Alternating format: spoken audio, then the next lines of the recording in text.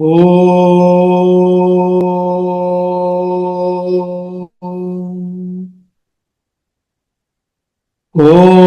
सहनाववतु सहनौ भुनक्तु सह वीर्यं करवावहै तेजस्विनावधीतमस्तु मा विद्विषावहै।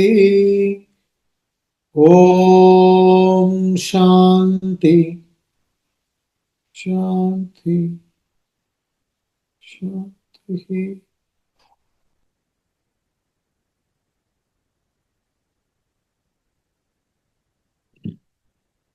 We'll chant Srimad Bhagavad Gita, chapter 4, verses 11 to 15.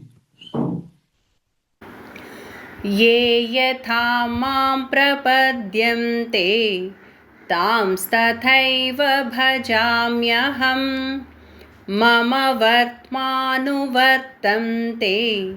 मनुष्या पार्थ सर्वशः काङ्क्षन्तः कर्मणां सिद्धिं यजन्त इह देवताः क्षिप्रं हि मानुषे लोके सिद्धिर्भवति कर्मजा चातुर्वर्ण्यं मया सृष्टं गुणकर्मविभागशः तस्य कर्तारमपि मां विद्यकर्तारमव्ययम् न मां कर्माणि लिम्पन्ति न मे कर्मफले स्पृहा इति मां योऽभिजानाति कर्मभिर्न स बध्यते एवं ज्ञात्वा कृतं कर्म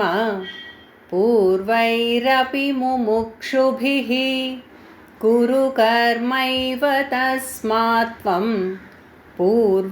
पूर्वतरं कृतम्. In this chapter 14, we have studied up to shloka number 12. We have covered the first topic, which is self is the eternal teacher. To the extent one has unfolded the self, to that extent one can communicate the self. This is the theme in the first topic. There he talked about avatara and how by gaining the knowledge of how this divinity manifests and all that, one can become absolutely liberated, free from desire and its modifications, and become absolutely free. And then from 11 till 18, he's talking about how the self relates to action. What is the relationship between the pure consciousness and action? Actually, you have to put it another way to understand it even better. The same thing, that is, how you are related to action. This is the topic. How the self relates to action means how you, your real self, your original nature, relates to action. And this is a very important lesson. In fact, this topic ends with verse 18. And verse 18 is one of the most important shlokas in this chapter. And not only in this chapter, in the entire Gita, it is one of the most important shlokas. So, in 11, he said, howsoever men approach me, people approach me, so do I satisfy them. Here Sri Krishna is not talking as Mr. Krishna. He is talking as the Ishvara, the Lord. Lord is the karma phala data, the one who bestows the result of one's action, one who bestows results to everyone according to everyone's karma. And God is neutral, Brahman is neutral. Ishvara, the Lord, is neutral. So he says, how you approach me, so do I satisfy you. If you approach me asking for the material things, you get the material. Of course, you have to do the necessary actions to deserve it. When you deserve it, I'll give you. So people come in a certain bhav, and accordingly I bless them. But whatever way they may come, approach me and get the results, they're all treading my path only. It is the Atma that elements our body, mind and intellect. Without the Atma, body, mind, intellect are insentient. They cannot function. So therefore, whatever we may do, we are doing supported by Atma. Therefore, he says, everybody are treading my path only, O Partha.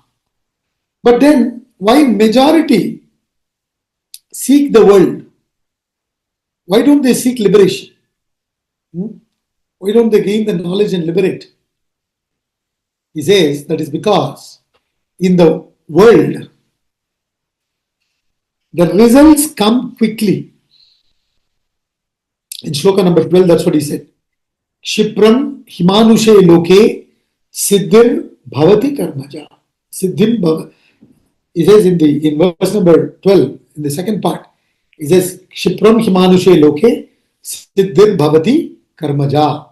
In the world, the results come quickly. Instantly you will get, instant doesn't mean you sow the seed, immediately you get the result next day. It's much faster and quicker compared to liberation.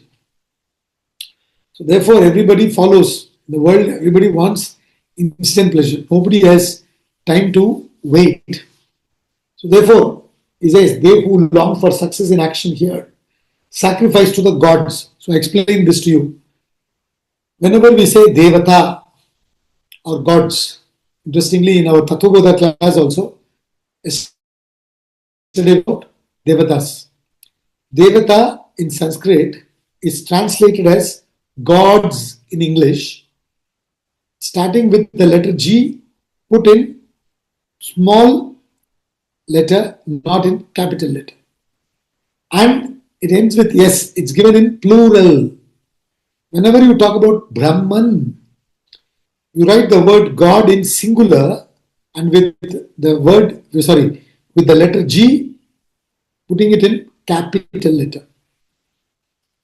So, we have to understand the difference between God and gods. Gods means relative goal, relative ideal. I did mention yesterday in the Tattva class that, there is only one God that Vedanta talks about. Vedanta does not talk about multiple gods. So in our Shastra, we also talk about 33 crores Devatas. Okay. 33 crore doesn't mean it's an end. Means as many minds, as many gods, you can say. So, endless. What it means is, the Brahman, Ishvara, when you use the word Ishvara, it is with Maya. So, Maya Sahita Brahman is Ishvara. Under that, that is the main ultimate source, ultimate powerhouse. And through that, so many powers have manifested. So, each and every Shakti that is manifested is worshipped as different gods. So, they all representing that one God only. You understand? Like you have Prime Minister and then different ministers under him. So like that, one God and then many gods. Now when you go deeply into Vedanta, we don't even say there is one God. We say there is only God. Brahma Satyam Jagat Nitya Jivo Brahmaiva na Paraha. Brahman is Satyam, real. This Jagat is Mithya. It seems to be real. It has a relative reality, but when you probe, it loses its reality. You understand that only Brahman alone is. And then this Jiva is also none other than that Brahman. This individual also is none other than that Brahman. Jivo Brahmaivana Paraha. So therefore there is only God. And that God is what is manifested as this entire universe. So different Shaktis that is manifested everywhere is worshipped as different gods and goddesses. Okay. So each one, according to what Shakti they want, what they want to achieve in life, they are supposed to satisfy that particular Devata in a particular way. All these methods and everything are mentioned in the Vedas. Vedas means Veda Purva Bhaga. We are in Veda Anta Bhaga. We are studying Vedanta, Upanishads. Here we come, hopefully, after having relatively fulfilled our desires and understanding that the goal is liberation and seeking that ultimately. You understand? So, we are now coming to get to the source in Upanishads. But till you achieve that maturity, for Chitta Shuddhi purpose, you get into the rituals. By following those rituals, following it appropriately, doing necessary sacrifices to those particular devatas in a particular way, you are blessed with those results. No, people want children, so there is a particular worship. You want wealth, there is a particular worship. You want name, fame, power, different things you want, different rituals, different ways of doing. So in today's context, you can say all these are different ideals. If you want those goals to be achieved, you have to work accordingly in those respective fields, sacrificing to those particular ideals. Then you will be blessed with the results. That's what he means. And there the results come much faster. When you come to liberation, all they say is year long, before long. We don't know. Now, when the Guru says before long you will get liberation. Now, if you are a student who is really qualified, you will take it as in this Janma I am liberating. Or in next few Janmas. But if you are not that qualified, then you will say, maybe many Janmas it will take. So why waste this Janma in seeking liberation? Let me do other things, enjoy. Let me delegate this Janma for worldly pleasures, and next few Janmas maybe I'll strive for liberation. That's not the Tatparyam here. So he says, for quickly indeed success is born of action in the human world. Kshipram himanushe loke siddhir bhavati karmaja. Through this you will attain success very fast. But remember, that which comes fast will go away fast also. So these success, everything that you achieve in this world can only get you joy. But what you are seeking is not joy. What you are seeking is happiness. Please understand. And when you say joy, you cannot say joy without saying sorrow. They are pairs. They are two sides of the same coin. You understand? As you are seeking the worldly pleasures, you are afraid whether you will achieve it or not. Before I die, I must achieve it. I hope I will achieve it. There is so much of tension. Will I achieve? Will I achieve? And by chance you achieve it. There is so much tension in retaining it. I must retain it.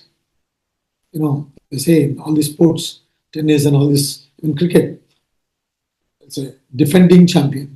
And that fellow gets into so much more tension. Before becoming a champion, he played little cool, relaxed. Now that he's talked about as the defending champion, he becomes more tensed. So, there is tension there. in retaining the joy. And that which comes will go. It's subject to time. So joy will go, sorrow will come. And even before sorrow comes, the fear of losing it gives you sorrow. And actually, when you lose it, see, the objects can change, your mind can change. We are in the world that is subject to change. Therefore, sorrow comes, then you are miserable. So, this is not what you are actually seeking. What you are actually seeking is happiness, bliss, uninterrupted, unintercepted bliss. That uninterrupted, unintercepted bliss you will get only and only by liberation. So, this success and all that will satisfy the ego. That happiness you will get when the ego is dissolved through knowledge. Therefore, this is relatively easy for everybody, goes for it. Very few people who understand really, they go for the highest. They don't settle for the lowest. Now he is explaining further in 13. These people seek different goals. Why is it? He's going to say it's according to their gunas. And where does these gunas come from? He says it's coming from me. This is what he's going to say in verse number 13. Let's chant shloka number 13. चातुर्वर्ण्यं मया सृष्टं गुणकर्मविभागशः तस्य कर्तारमपि मां विद्यकर्तारमव्ययम्. Chaturvarnyam. Varna. Varnashrama.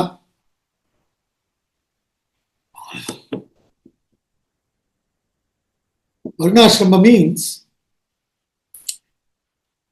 jati, caste system. So he says, the fourfold caste was created by me according to differentiation of gunas, quality and action. Guna karma vibhagashaha. He says guna karma vibhagashaha. According to the differentiation of gunas, qualities and karma, action. Though I am its author, tasya kartaram apimam, vidya kartaram avyayam. Though I am its author, vidhi means know me to be the non-doer and immutable.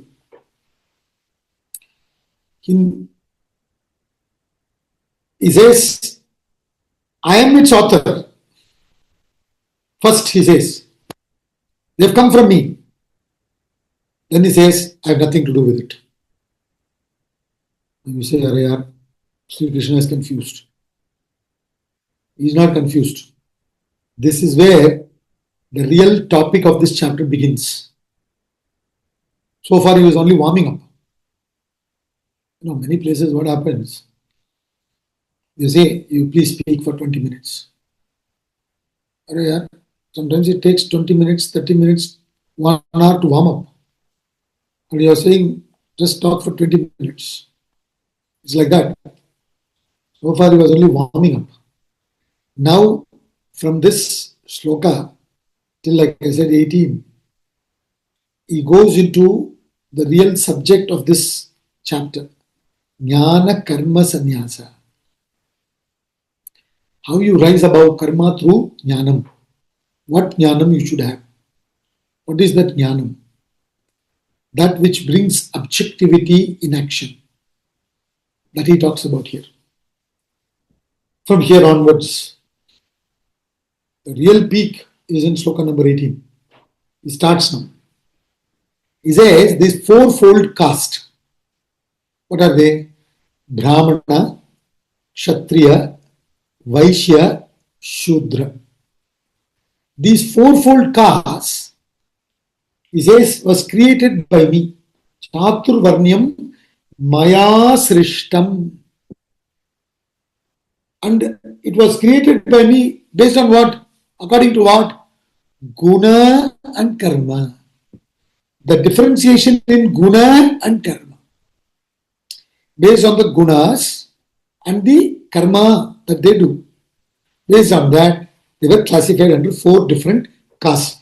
All the human beings, he says, are classified under 4 different castes based on the gunas and action. What are the gunas? The gunas are sattva, rajas, and tamas. Sattva guna, rajo guna, tamo guna. These are the gunas. And everybody's mind is made up of all these 3 gunas, these 3 temperaments. No one is exempt. Later on in the 14th chapter of this text, Gita, Sri Krishna is going to elaborately deal with these gunas. The very chapter is called as the Yoga of 3 gunas. Understand? Gunatraya Vibhaga Yoga. That is the chapter name. Chapter 14. Now he just says, the 4-fold caste, I am the author, creator of this.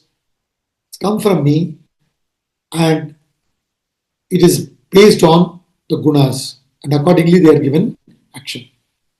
Based on the gunas and action. In fact, they even talk about one more thing, based on birth. But he doesn't say that. People have taken it like that. It is Janma. Janma-based caste system, karma-based caste system, guna-based caste system. Janma, karma, guna. He is only talking about guna and karma. He is not talking about Janma. But today in the world, they have taken it as Janma. By birth, you are either a Brahmana, or a Kshatriya, or a Vaishya, or a Shudra. Simply because you are born in that family. He doesn't say that. He says, according to the guna. You understand? Your guna makes you Brahmana, or a Kshatriya, or a Vaishya, or a Shudra. You become Vaishya, Shudra, Brahmana based on the gunas. What are the gunas? Sattva, Rajas, and Tamas. So when are you called as a Brahmana? If predominantly you have Sattva. The highest guna that predominates in you is Sattva. Then next predominating guna is Rajas. Then Tamas is the lowest. So the order is Sattva S, Rajas R, Tamas T, S R T. If this is the order, then you are a Brahmana. Then, if the order is predominantly Rajas, then the next predominating guna is Sattva. Then the lowest predominating guna is Tamas, which is what? R, S, T. Then you are a Kshatriya. Now, if the highest predominating guna is Rajas, then the next predominating guna is Tamas. Then the lowest is Sattva. Then you are a Vaishya. What is that? RTS. Then highest predominating guna in you, if it is Tamas. Then the next predominating guna is Rajas. The lowest is Sattva. TRS. Then you are a Shudra. So Sattva, Rajas, Tamas, Rajas, Sattva, Tamas, Rajas, Tamas, Sattva, Tamas, Rajas, Sattva. SRT, RST, RTS, TRS. Brahmana, Kshatriya, Vaishya, Shudra, respectively. When Sattva predominates in you, when Sattva is highly predominating in you, then you are more serene, composed, calm, balanced, introverted. You're more suitable for study, research, and propagation of it because you are not going to interpret it wrongly. You're not going to do it selfishly. You understand? So they said one whose sattva is highly predominating, such a person is a Brahmana who gets into what karma? Brahminical work. What is that? You can look at it two ways. One who studies the Vedas and does work related to Vedas. You understand? Or you take the other meaning, one who pursues Brahman and has attained Brahman. That person is called Brahmana. So, if you have these gunas, you are more suited for it, you would automatically slide into such karma. Then if rajas is predominating, and then you also have good amount of sattva after that. So you also will be, little unselfish. But there is a lot of rajas. So what do? You are someone who can get into the action mode of defense, etc. That such a person is called Kshatriya. The very nature is like that. The person is more suitable for it. He slides into that. And then Rajas is high, but Tamas is there. After that, then Sattva. Such a person is more suitable for trading, agriculture, business, etc. So, Vaishya. Then when Tamas is too much, little Rajas, very little Sattva, you're not able to think. You're better off taking instructions and implementing it. So therefore, they said you proceed into service, etc. Now, what is very important here is, he says, I am the author of all the four. I am the substratum of all the four. He has kept all the four on a platter, not on a ladder. Please understand. I don't know how in between few people started interpreting it wrongly and they said it is based on the Janma, and because of that itself they claim superiority, even though they say that we are XYZ by birth, but they will be into all other karmas, but still they want to claim superiority. They have no idea, they have not gone anywhere close to Vedas and nothing. Simply they claim. On what basis? You understand? The scriptural basis is not there. So, he says, there is a book by Swami Chandrasekharendra Saraswati, who we in Tamil Nadu call him as Periyava. Periyava means elderly person, Guru. He lived more than 100 years and has given up his body now. Is considered to be an enlightened soul. He has written a book called Devathin Kural. It is translated and it's available in English also, called as Voice of God. If you read that, you will see there. He says, this, what I said just now, he talks about all this. People claim themselves to be Brahmanas, but they have no inclination towards studying Vedas. They want to do all other karma, but still want to claim superiority.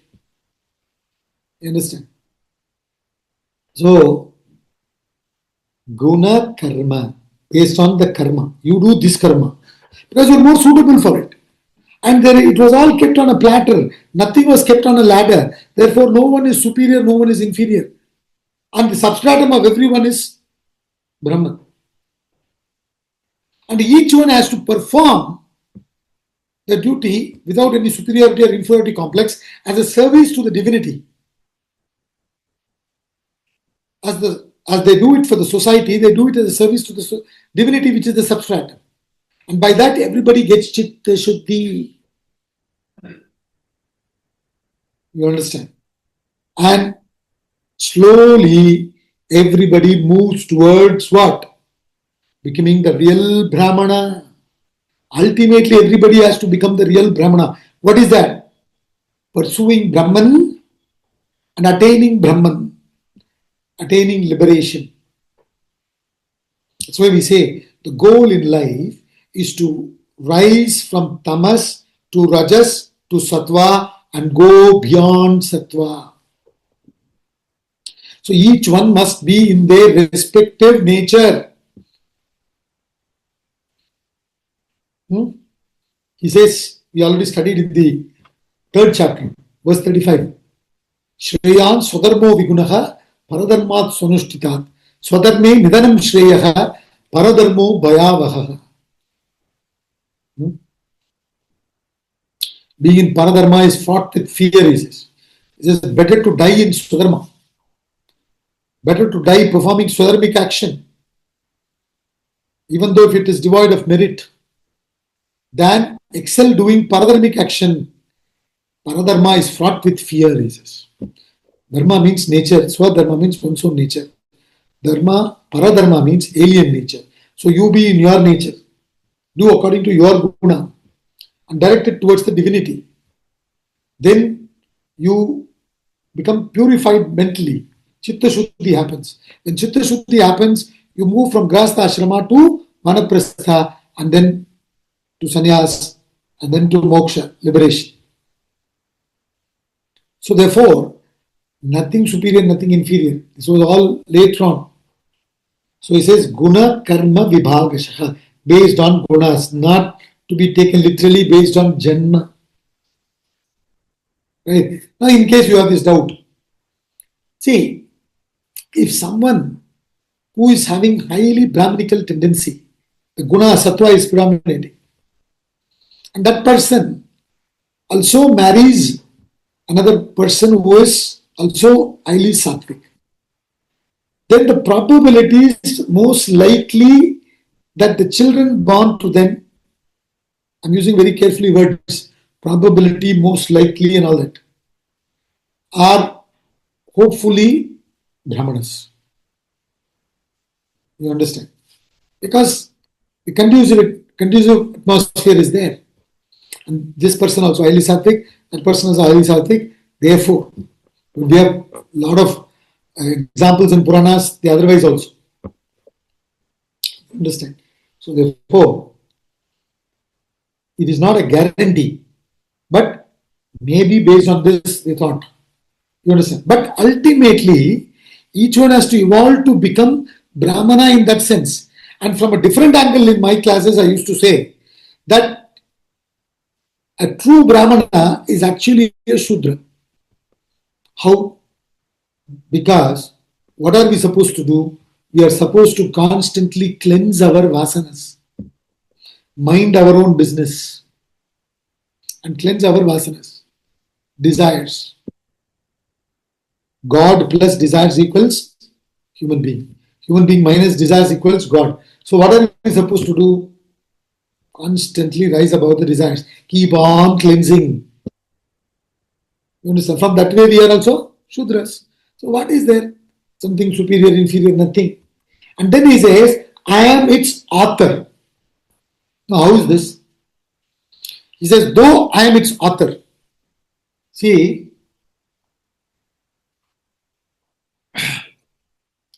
in the beginning, he did mention all this. Presiding over my own Prakriti and born, animating my Prakriti, presiding over my Prakriti and born by my own will, nature. When he talked about Avatara in verse number 6, if you remember, there I explained like how a painter, when you see him, he is like you and me. You don't know whether he's a painter or not. He may be a great artist, but you can't make out. in him or her, the potential of painting is there. But the person is not constantly identifying with it every now and then. Every now and then he identifies. Isn't it? Or not 24/7. Once in a while he identifies and paints. So similarly, in Brahman, the potential Shakti is there. The Shakti is there in potential form. That is what we call as Maya. When the Shakti manifests, like the painter's painting Shakti manifests, you understand? The painting comes. Like that, when the Shakti within the divinity manifests, it manifests as this universe. So this universe has come from the Shakti, and we use a technical term for it called Maya. You understand? Now this Maya is the Shakti of Ishvara, the Lord. The Maya has two powers called Avarana Shakti and Vikshepa Shakti. Avarana Shakti means covering Shakti. And Vikshepa is projecting Shakti. So this Maya has covered all our knowledge, and we don't know that we are Brahman. And I think I am Lakshmi Narayan. We all are thinking that we are this limited individual. This is due to the Maya's Shakti. And through the projection Shakti of Maya, we have projected this world and we are seeing this world, we are experiencing the world, we are in this world. But in the case of Ishvara, Maya is subservient to Ishvara. We discussed all these things. Go back and listen to those lectures if you want more clarification. Verse number 6. So, he animating the Maya, using the Maya, this world has come about. And what is this Maya? Triguna Atmika. The Maya has the three gunas. In fact, in our Saturday class, we are studying Tattva Bodha. We have only come to a certain level now. Slowly, in our next few classes, later on, maybe after 2-3 classes or 4-5 classes, we go into this discussion about Maya much later. There we will discuss all this.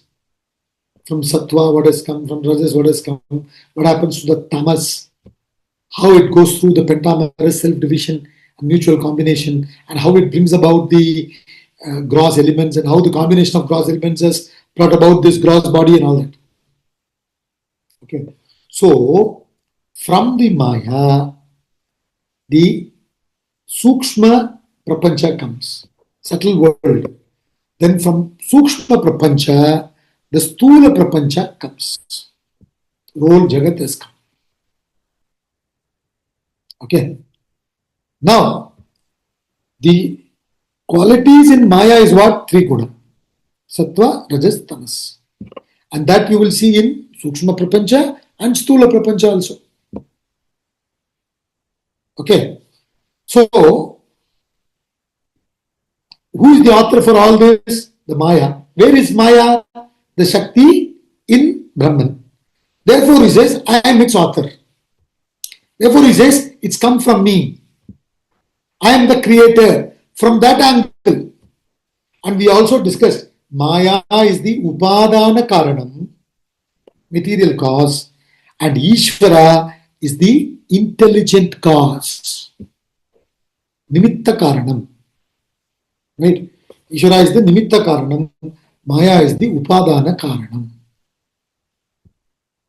So now when you understand this, then you understand that that way is saying Ishvara is the cause, the creator of these three gunas. Meaning what? It is there in Maya, it is there in the world.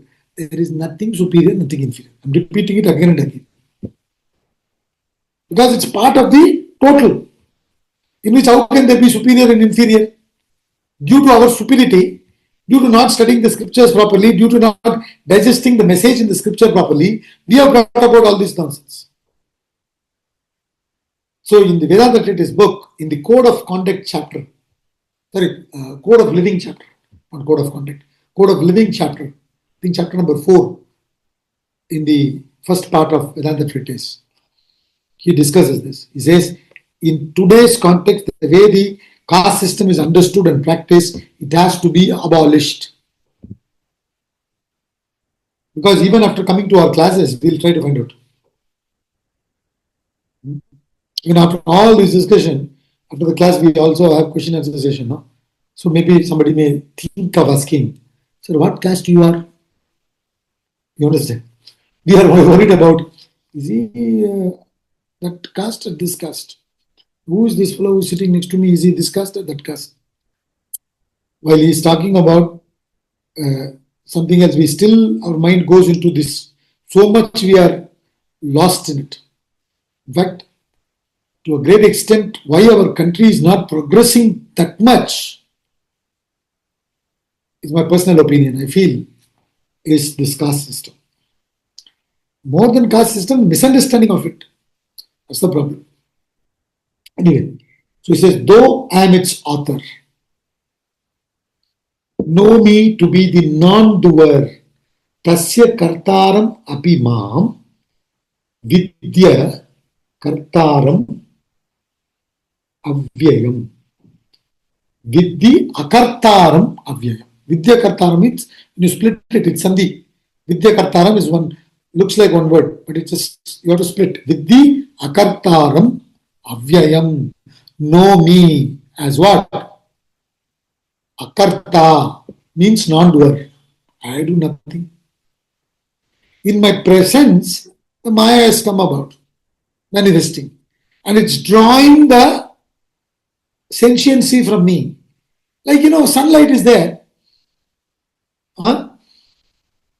You draw the vitality and energy, vitality, light from sunlight. Each one of us draw the vitality from sunlight. Then you went and murdered somebody.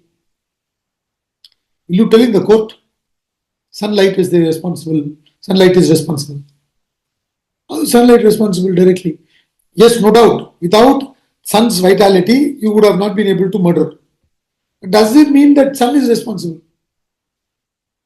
In the presence of sun, you got the vitality, but you did everything, you are responsible for it. So like that, he says, I am its author in that sense, like we discussed before. But I have nothing to do with it. I as Ishvara, I am beyond all this. I am non-doer. I do nothing at all. In my presence, things happen. Like electricity. Electricity passing through grinder grinds. Electricity passing through heater heats. Electricity passing through air conditioner, conditions the air, and refrigerator refrigerates, like that. Every gadget is functioning, but no gadget can function without electricity.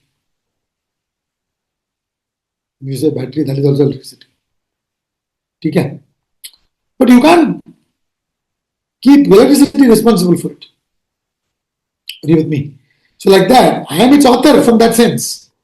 But from a totally different angle, when you look at it in the right angle, which is the perception you should get, he is in fact wanting us to achieve that perception, which is what will give us objectivity. So he says, I am non-doer. I do nothing. Electricity is not the one which is grinding. Electricity is not the one which is refrigerating. In the presence, this gadget is doing it. You understand? So therefore, I am not the doer, and I am avyayam. I am something that is always remaining changeless, immutable. Immutable means changeless. I am not to be blamed for it or congratulated for it. That's all he says.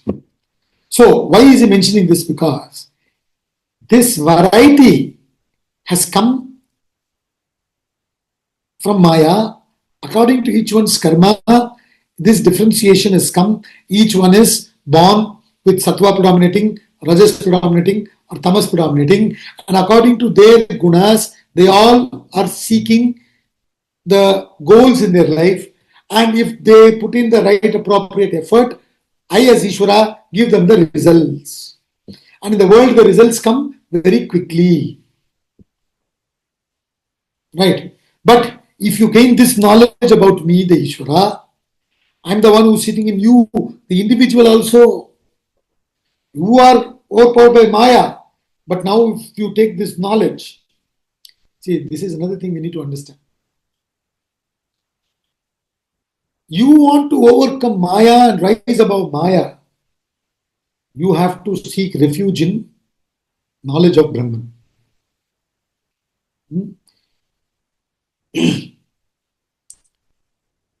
The Garuda, the Vahana of Lord Vishnu, is an eagle with white neck. Snake is afraid of Garuda. But snake, when it is around the neck of Lord Shiva, the snake can ask Garuda, "Hey buddy, how are you? Hey buddy, how are you?" In Tamil, we have a song in one movie. It's written by one of the very famous poet, and a lot of philosophical songs is written. And he writes this: Paramasivan கழுத்திலிருந்து பாம்பு கேட்டது கருடா சௌக்கியமா. And Garuda answered, யாரும் இருக்கும் இடத்தில் இருந்து கொண்டால் எல்லாம் சௌக்கியமே. Garudan சொன்னது, he says. Meaning what? When the snake is around Lord Shiva's neck, the snake can ask Garuda, "Hey buddy, how are you?" So, you want to deal with Maya, you have to hold on to Brahman, the knowledge. This is the knowledge is giving. When you gain this knowledge, you then, with this knowledge, you understand and extricate yourself from the clutches of the Maya. If you delve deep into this, and he delves deep into this for you and me, for your sake and my sake. From verse 14, 15, 16, 17, and 18, he gives the ultimate philosophy. So this knowledge that he started in 13, when we begin to understand, we will identify with the Brahman. We understand, okay, like that in me also, these gunas are from the Maya and they are functioning. I have nothing to do with it. Okay, I have nothing to do with it. Gunas are functioning. I have nothing to do with it. Similarly, the other person, the gunas are functioning. He has nothing to do with it. That's why Jesus Christ said, hate the sin and not the sinner. There's nobody sinner. In fact, in our culture, to address somebody as sinner means you are committing a sin. After understanding this, you will never address anybody as a sinner. You will not look down upon anybody. Understand, the poor fellow doesn't know this knowledge. He's not been attending Vedanta classes. He probably attended up to a certain shloka. He didn't listen to 13, 14, 15, 16, 17, 18 of chapter 4. He didn't understand properly. Therefore, he is lost in the guna. You understand? Now, here you have to be very careful in all this thing when you study. And he says, Brahman is akarta.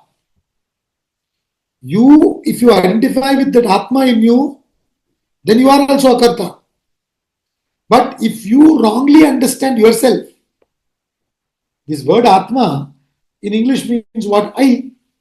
And the whole problem is that what are we understanding as I? I am a man. I am a woman. I am this name. I am this height. I am this weight. I am this color. I am Indian. I am South African, etc. This is our understanding today. So we have superimposed many things upon this I, Atma. I am doing all this. And that's why when you say, whenever you claim that you are the doer, automatically you are the enjoyer. Automatically what happens? When you are appreciated, you get excited. When you are not appreciated, you get dejected. So you will have to go through the effect of it, of excitement and dejection. You'll be bound by it. But when you are akarta, you are also abhokta.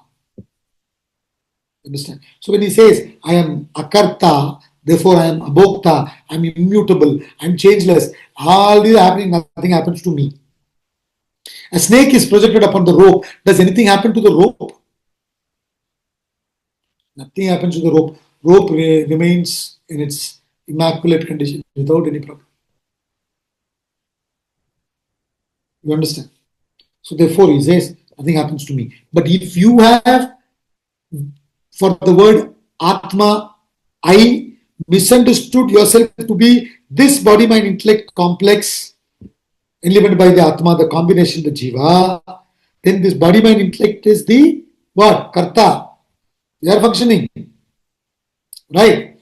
So you do things as Karta, then you will have to go through the Bhoktrutvam. The enjoyment will come to you, the karma will come to you.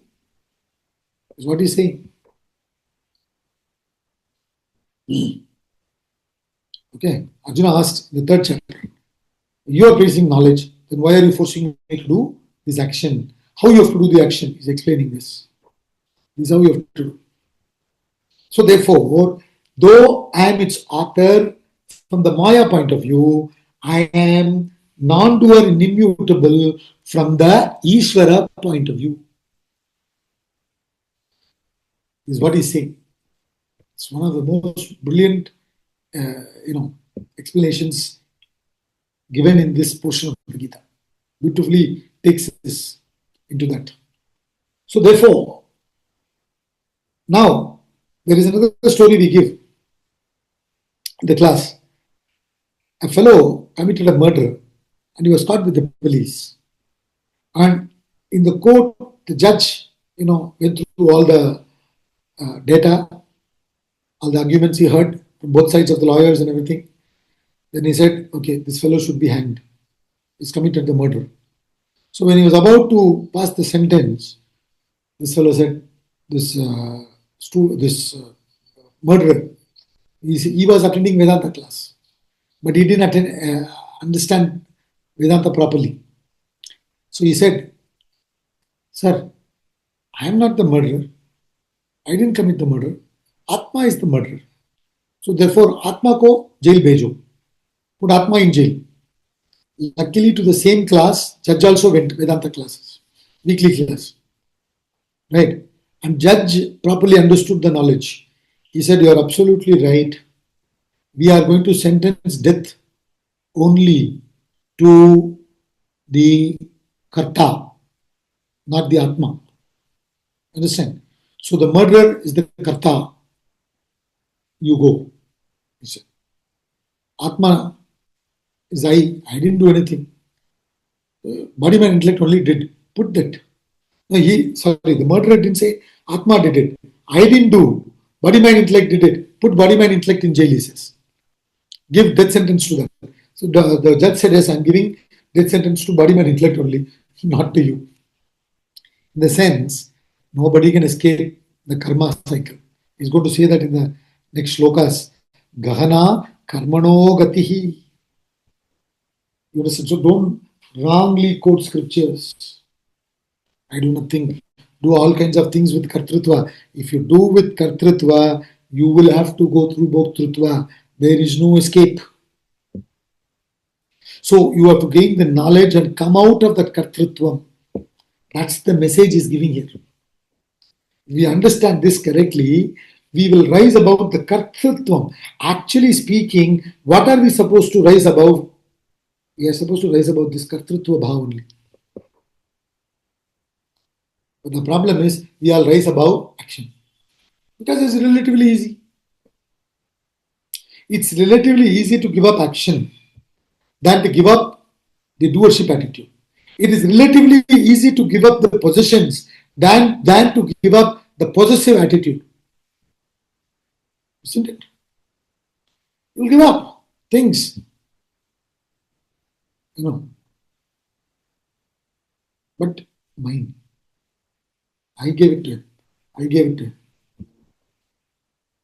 That's why you want, when you donate a tube light to a mandir or something, you want to write donated by XYZ. And sometimes the tube light starts flickering, then your name is also flickering, telling you that, you come and go. So, this is the message he's giving here. Know me to be the non-doer, immutable. So when you understand this shloka, then you understand that my essential nature, Atma, which is the same in Ishvara. Jiva Ishvara Aikya Samandam. Once I understand that, then I am also not the doer. The gunas are functioning. I am not the doer. I am changeless, abstract, immutable. We'll continue with verse 14 next week. Let's conclude the class now.